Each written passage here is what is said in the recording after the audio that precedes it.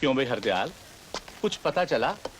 कोई गेहूं के दाम लगाने आएगा या नहीं? अरे पूरे 5 दिन हो गए सुनते सुनते कि इंस्पेक्टर साहब आ रहे हैं, इंस्पेक्टर साहब आ रहे हैं, लेकिन अभी तक तो पहुंचे नहीं। ऐसा लगता है जैसे अनाज पैदा करके हमने कोई बहुत बड़ा पाप किया है। मुझे तो पता चला है कि इंस्पेक्टर साहब यहीं कहीं मंडी में हैं। मंडी छोड़कर जाएंगे कहाँ? यही तो दिन है उनके खेलने के। ये खिलौने छोड़कर कहाँ जाएंगे? नमस्ते नंबर साहब। हाँ, 125 लिख दे।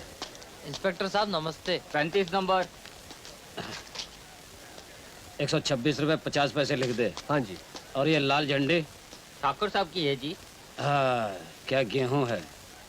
ठाकुर साहब का है जी। 182 लिख दे, जल्दी से जल्दी 182 लिख इंस्पेक्टर दे। साहब, हमने ऐसा क्या गुनाह किया है जो हमें सरकार का पूरा भाव नहीं मिलता?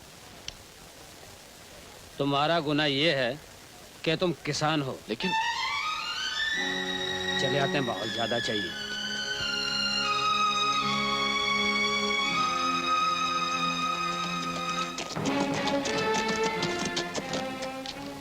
गोपी जी ठाकुर साहब। सबका अनाज आ गया? जी हाँ।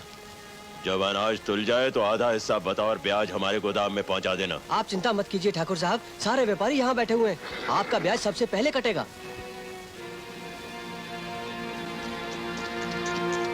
अरे गिरधर, आज आटे का क्या भाव है?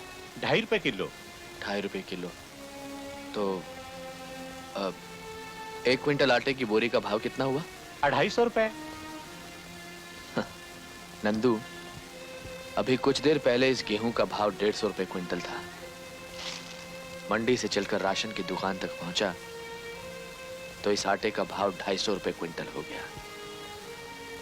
जिस दिन ये 100 रुपए की पिसाई हमारी समझ में आ गई, उस दिन हमारे दिन बदल जाएंगे।